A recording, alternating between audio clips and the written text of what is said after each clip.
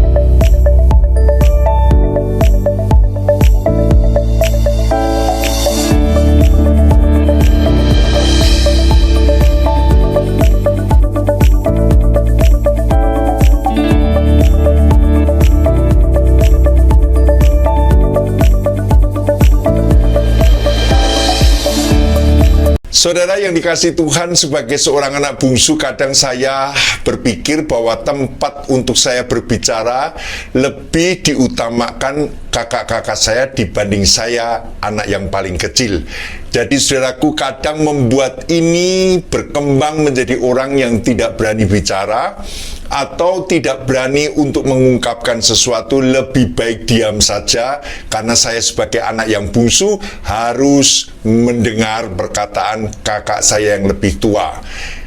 Yang saya bicarakan hari ini, saya rindu saudara mengerti sungguh bahwa kita sebagai orang percaya harus berani berbicara ketika melihat hal yang kurang tepat atau melihat hal-hal yang berdosa. Kita harus berani menegurnya. Dan itu tidak mudah, tetapi itu harus dijalankan. Karena apa? Karena kita sebagai orang percaya, kita jangan menghadirkan kita sebagai surat yang hidup, yang dilihat orang melihat luarnya saja, orang melihat kita ini kelihatannya sopan, santun, lembut, tetapi sebenarnya saudaraku, ada satu hal kita tidak berani berbicara tentang kebenaran. Surat yang hidup itu adalah surat yang dibaca, tetapi juga berani berbicara supaya orang lihat kehidupan kita yang sesungguhnya. If you are new to this channel, well, I'm really excited to have you guys here. First of all, let me just say that, but second of all, please subscribe guys. I'm trying to do some really special things on YouTube. Terang itu tidak bisa ditutupi di bawah gantang, saudaraku. Kota yang terletak di atas gunung, terang itu terlihat. Jadi apapun keadaan saudara, kalau saudara menjadi terang, saudara harus berani berbicara kebenaran Tuhan. Amin. Dalam 2 Korintus 4 ayat 13 dikatakan, namun karena kami memiliki roh iman yang sama, seperti ada tertulis, aku percaya, sebab itu aku berkata-kata. Maka kami juga percaya, dan sebab itu kami juga berkata-kata.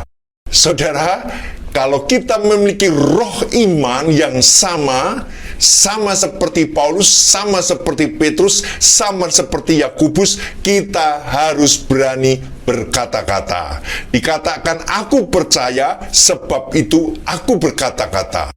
Amin. Bukan aku percaya lalu aku diam saja, tidak ambil pusing, tidak urusan dengan orang lain. Saudara yang dikasihi Tuhan, perubahan hidup itu adalah usaha kita yang harus kita lakukan di dalam mengisi pertobatan. Ketika saudara menerima Kristus dan saudara bertobat dari hidupmu yang lama, hidupmu yang kotor, saudara harus mengusahakan perubahan itu di dalam hidup saudara setiap hari. Jadi bukan langsung seperti sulapan, saudara bertobat, tiba-tiba saudara menjadi orang yang suci. Tidak. Tetapi saudara harus mulai berubah dalam hidup saudara. Mengerti saudaraku? Ada sebuah perjuangan. Kalau dahulu terikat akan dosa, hari ini kita berjuang untuk lepas dan merdeka dari dosa. Perjalanan roh iman ini memberikan kebebasan. Perjalanan roh iman ini membawa kita bertemu dengan orang-orang yang menderita, yang jiwanya perlu ditolong. Dalam kitab 1 Timotius 5 ayat 18 dikatakan, janganlah engkau memberangus mulut lembu yang sedang mengirik. Artinya saudaraku, ketika lembu itu sedang bekerja mengirik gandum saudaraku, jangan memberangus, jangan menutup moncongnya, jangan menutup mulutnya. Ini artinya apa? Kita tidak bisa memberhentikan ketika seseorang berbicara kebenaran, ketika seseorang menyampaikan kebenaran firman Tuhan, kita tidak bisa menyetopnya. Karena itu lahir dari roh iman, saudaraku. Dia ingin berbicara kebenaran, dia ingin mengatakan sesuatu yang benar di hadapan manusia dan di hadapan Allah. Maka dikatakan jangan memberangus mulut lembu yang sedang mengirik. Jangan kita memberangus, menyetop, menutup mulut orang yang sedang berbicara kebenaran. Karena dia sulit dilawan, karena dia rindu untuk menyampaikan kebenaran Tuhan. Dampak dari pertobatan yang saudara alami, bukan diajak untuk bersaksi bagaimana saudara lepas dari kuasa gelap. Tetapi dampak dari saudara bertobat menerima Kristus, kelanjutan hidupmu terhadap orang lain itu bagaimana? Mengerti? Kelanjutan hidupmu terhadap orang yang sesat dan saudara harus melakukan menasehati kepada orang itu. Bagaimana dengan hidupmu? Firman Allah yang kita sampaikan, ketika kita sudah bertobat, kita hidup dalam kebenaran firman Allah. Dan firman Allah yang kita sampaikan kepada sesama kita kadang menghibur, saudaraku. Amin. Tetapi juga kadang menegur. Dan yang menegur ini tidak enak, saudaraku. Kalau menghibur enak. Kita punya hati yang empati, understanding kepada orang lain. Karena kita melihat, kita rindu untuk menghibur orang lain. Itu enak, saudaraku. Orang yang dihibur pun mengucapkan terima kasih. Tetapi ketika engkau menyampaikan firman yang menegur, itu tidak mudah. Dan itu berat, saudaraku. Banyak orang Kristen yang tidak berani menyampaikan firman untuk menegur orang. Dia implisit, saudara, tersirat saja. Ngomong tuh nyindir-nyindir, tetapi tidak berani berbicara kebenaran dengan sungguh-sungguh di depan orang itu. Saudaraku, memang kita juga harus belajar bagaimana menggunakan pedang firman, bagaimana kita melatih menggunakan pedang firman untuk berbicara menegur orang, tetapi sepertinya itu menghibur. Nah, itu sulit, saudaraku. Kita menghibur, tetapi di dalamnya ada satu teguran-teguran firman Tuhan supaya orang itu melaksanakan perubahan dalam hidupnya. Itu tidak mudah. Oleh sebab itu, belajarlah menggunakan firman Tuhan untuk menegur, tetapi ada penghiburan yang mereka terima. Oleh sebab itu, firman Tuhan katakan adalah kabar baik, kabar yang menyukakan, kabar yang memerdekakan, kabar baik, saudaraku.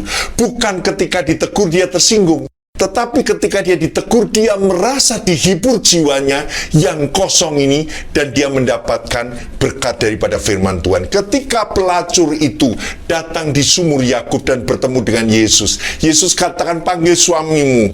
Lalu perempuan itu mengatakan, aku tidak punya suami. Yesus katakan, benar katamu, dan suamimu yang keenam ini juga bukan suamimu. Artinya Yesus menegur, tetapi perempuan ini justru malah mengatakan, engkau ini nabi, karena engkau tahu. Mengapa perempuan ini tidak tersinggung? Karena penghiburan itu adalah menegur. Karena menegur mengandung sebuah penghiburan yang memerdekakan dia. Kalau engkau minum air ini dari sumur ini, engkau akan haus lagi. Tetapi engkau minum dari air yang kuberikan, engkau tidak akan haus selama-lamanya. Air hidup itu yang menghibur.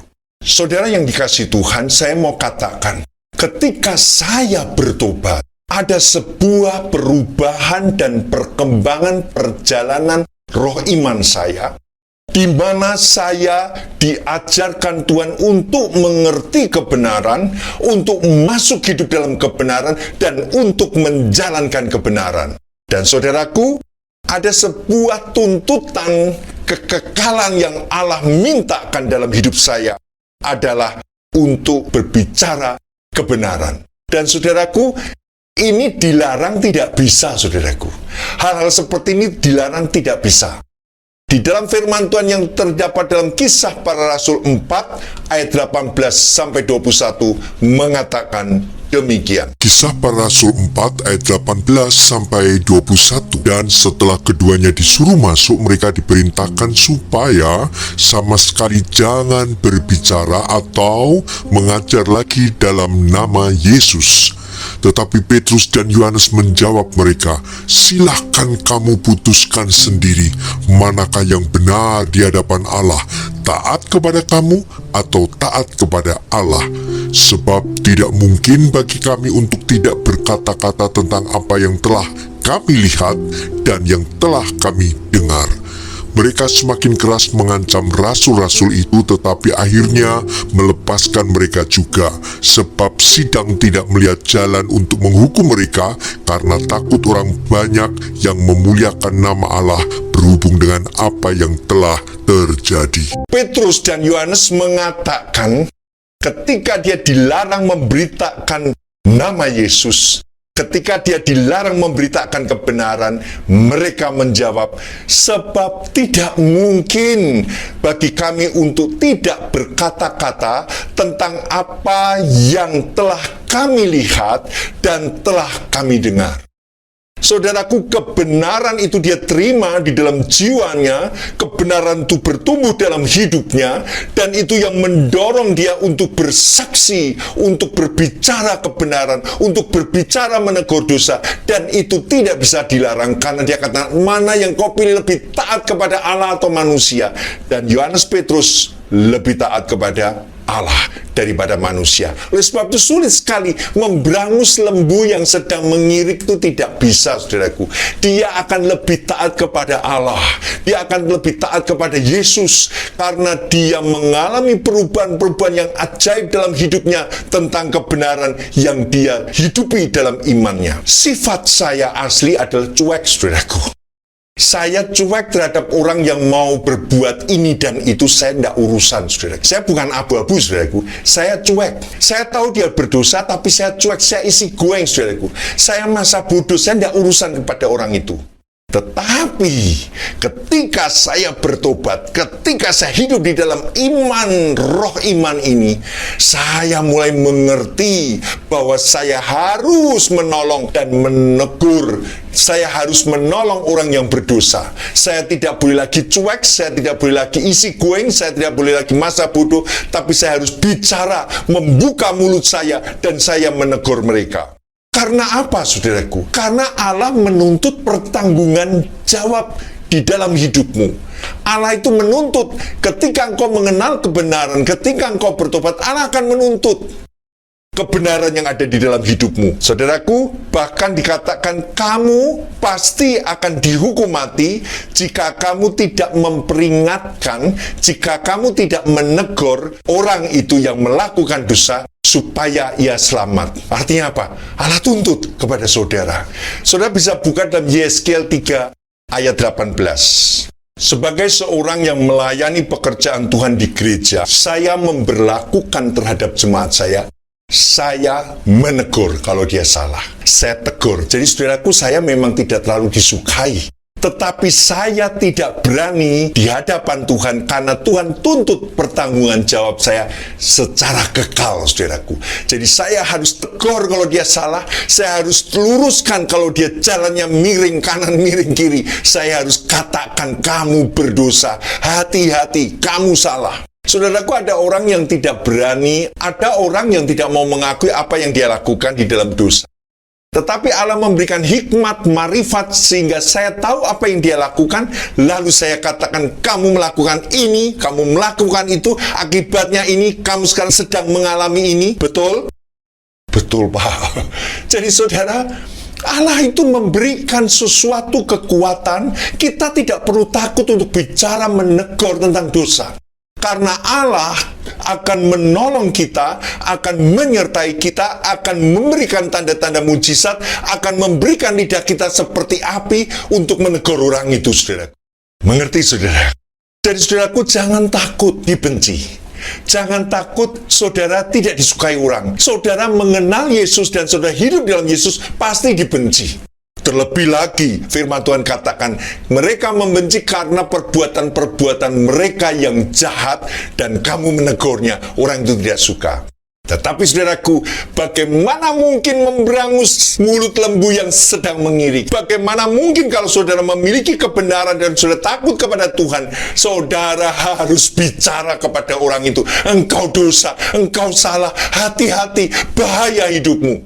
Amin, saudaraku. Ini harus engkau katakan, saudaraku. Roh iman itu berkata-kata bukan karena agama, bukan karena saya Kristen, saudaraku. Tidak urusan, saudaraku. Bukan karena saya pendeta di sebuah organisasi, tidak urusan, saudaraku. Tetapi urusan saya dengan darah Tuhan. Apabila Tuhan bicara dan membukakan kepada saya tentang dosa orang itu, saya harus menegur dan memperingatkan. Yesus meninggalkan 99 domba dan mencari satu domba yang hilang itu. Mengerti, saudaraku, betapa pentingnya ketika orang itu sudah hampir masuk ke jurang, Yesus cari. Yesus cari, yang 99 ditinggal, yang satu dicari, saudara.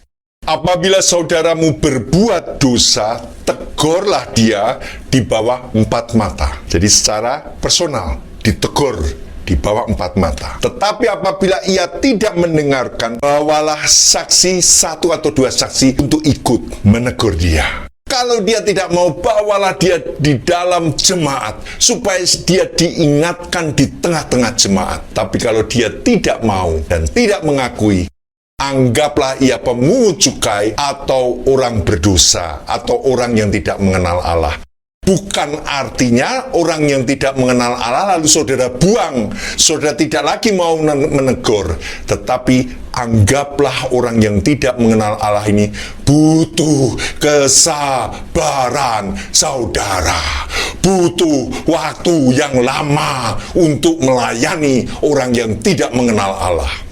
Mengerti? Tidak gampang. Ada orang yang ditegur langsung sadar dan menangis dan bertobat. Tapi ada orang yang jelimet, saudaraku. Ke kanan, ke kiri, dia tutupi defense-nya. Wah, nutupi, saudaraku. Anggap dia sebagai orang yang tidak mengenal Allah. Tetapi anggap juga dia sebagai domba yang hilang, yang mau jatuh ke jurang. Sabar, saudaraku. Terus sabar, telisik, terus layani dengan sungguh-sungguh orang yang tidak mengenal Allah ini. Tanpa batas waktu, tanpa harga. Artinya apa? Dengan banyak harga yang harus engkau berikan kepada orang itu. Memang kalau tidak ada feedback, kita kadang juga malas melayani orang. Tetapi kalau ada feedbacknya, kita senang. Tetapi saudaraku, ayat ini mengatakan, anggap dia orang yang tidak mengenal Allah. Berarti butuh kesabaran saudara. Saudaraku, kewibawaan kita itu sebenarnya bukan pakaianmu, bukan jabatanmu, bukan karena saudara kaya. Tapi kewibawaanmu karena engkau berani berkata kebenaran. Mengerti? Di tengah-tengah pekerjaanmu, di mana jabatanmu, ketika engkau berbicara kebenaran, itu kewibawaan Allah. Engkau menaikkan nama Tuhan. Amin, saudaraku. Yakobus 3 ayat 5, demikian juga lidah walaupun suatu anggota kecil dari tubuh, namun dapat memegahkan perkara-perkara yang besar. Walaupun lidah ini kecil, tetapi dia dapat memegahkan perkara-perkara yang besar. Saudara, begitu banyak orang yang takut berbicara kebenaran. Dia lebih baik diam, tetapi tidak berani komentar. Dia lebih baik tenang. Dia lebih baik umat kami saja. Seolah-olah, ya Tuhan, tolong orang itu. Gitu, saudaraku. Tetapi saya mau katakan, kalau engkau tidak berani berbicara kebenaran kepada saudaramu yang berdosa, Tuhan menuntut tanggung jawabmu. Saudaraku, kenapa orang Yahudi begitu berat di dalam masalah-masalah yang dia alami? Karena ketika bangsa Yahudi disuruh memilih antara Barabas dan Yesus, lalu mereka memilih Barabas, penjahat, perampok, orang jahat, untuk dibebaskan, dan mereka memilih Yesus disalibkan. Dan mereka katakan, biarlah darahnya tertanggung atas kami. Saudaraku, sampai hari ini, darahnya tertanggung. Darah kesalahannya tertanggung atas mereka. Saudaraku, bahaya sekali. Kalau kita sudah mengenal kebenaran, kalau kita sudah hidup di dalam kebenaran, kalau kita sudah bertobat, dan Tuhan membukakan mata rohani kita kepada orang-orang yang belum kenal Tuhan, kepada orang yang hidup dalam dosa, kasihanilah saudaraku.